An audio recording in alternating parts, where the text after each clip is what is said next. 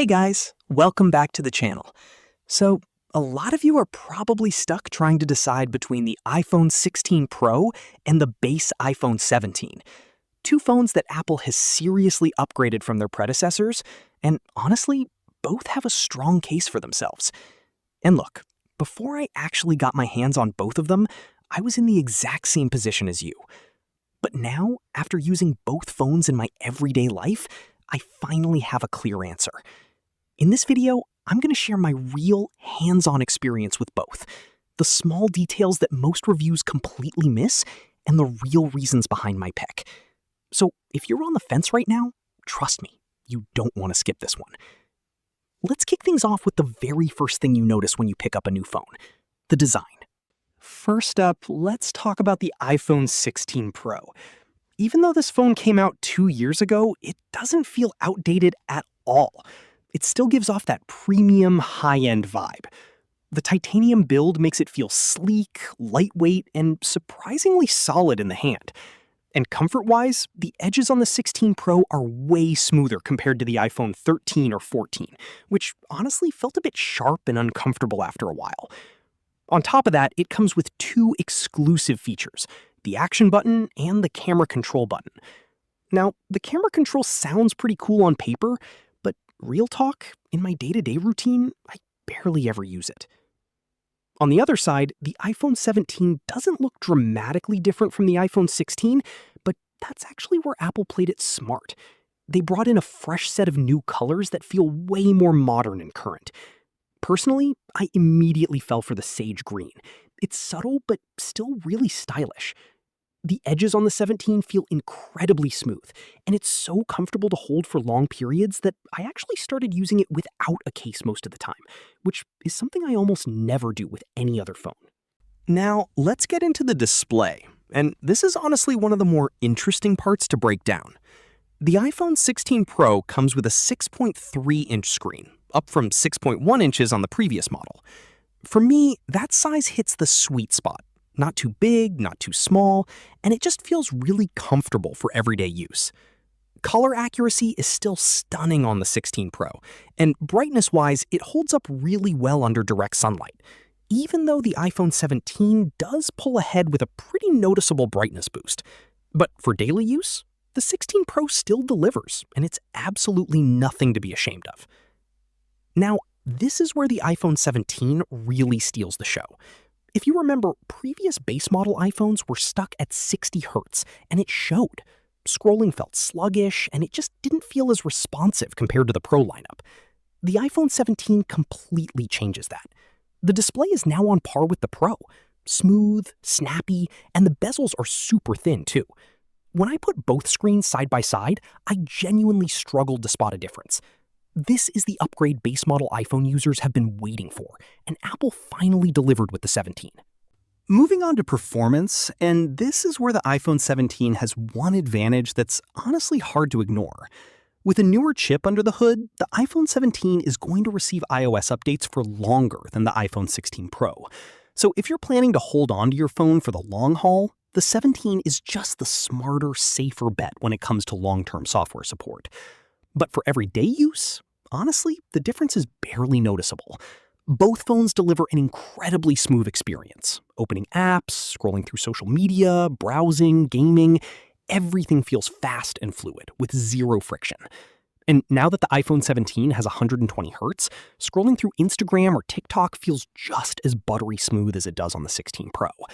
If you're expecting some dramatic gap between the two, you might actually be a little disappointed, because both of these phones are just straight up fast. On the gaming side, both phones perform really well. I was able to run games on high graphics settings with stable, consistent frame rates. One small thing to note, after longer gaming sessions, the back of both phones does get a little warm and performance dips slightly, but that's totally normal and nothing to worry about. For every game I play day to day, both phones handle it smoothly without breaking a sweat. Now, let's talk battery, and this is where the iPhone 17 pulls ahead pretty clearly. In terms of capacity, the iPhone 17 comes in at around 3,692 milliamp hours, slightly larger than the 16 Pro's 3,582 milliamp hours. On paper, the gap doesn't look like much, But pair that with Apple's A19 chip, which they claim is more efficient than the previous generation, and you actually feel the difference in real-world use. From my own daily usage, which includes chatting, scrolling through social media, YouTube, and a bit of gaming, the iPhone 17 gave me somewhere between 8 to 10 hours of screen on time, while the 16 Pro sat at around 7 to 9 hours.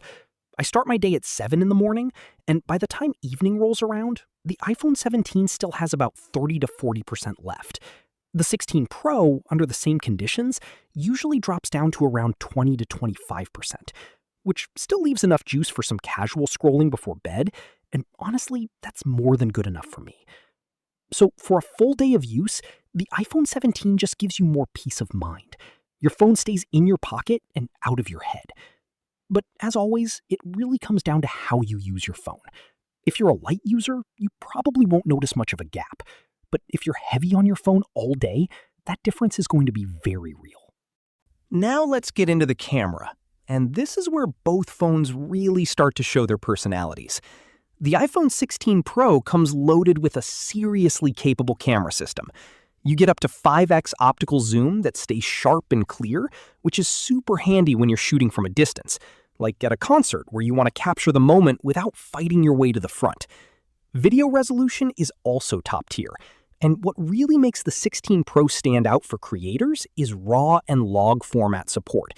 That means you get full creative control when editing your photos and videos exactly the way you want them. The iPhone 17, on the other hand, only comes with two lenses, a main camera and an ultra-wide, with no telephoto zoom. But don't sleep on it, because the iPhone 17 has one feature that I think is genuinely exciting: the front camera. With an 18-megapixel sensor and center stage technology, the front camera can automatically shoot photos and record video in landscape mode, without you having to rotate your phone. If you're into vlogging, taking group selfies, or you just hate holding your phone at that awkward angle, this feature genuinely changes the game. So if you're a photographer or videographer who needs full creative flexibility, the 16 Pro is the clear winner. But if everyday content and convenience are your priority, the iPhone 17's front camera alone might just be reason enough to go with it. So after using both of these phones in my daily life, here's where I land. There's no wrong answer here. Both are genuinely great phones, and the right choice really comes down to what you need. If you're a content creator, photographer, or videographer who needs a full camera system with 5x zoom and RAW and log format support, the iPhone 16 Pro is absolutely still worth considering, even in this day and age. But if you're after a pro-level display, longer battery life, the latest chip for long-term use, and a friendlier price tag, the iPhone 17 is a serious upgrade that's really hard to say no to. My pick? It's pretty obvious at this point. And if you've been watching from the beginning, you already know the answer. If this video helped you make up your mind, drop a comment below. I'm genuinely curious. Are you team iPhone 16 Pro or team iPhone 17?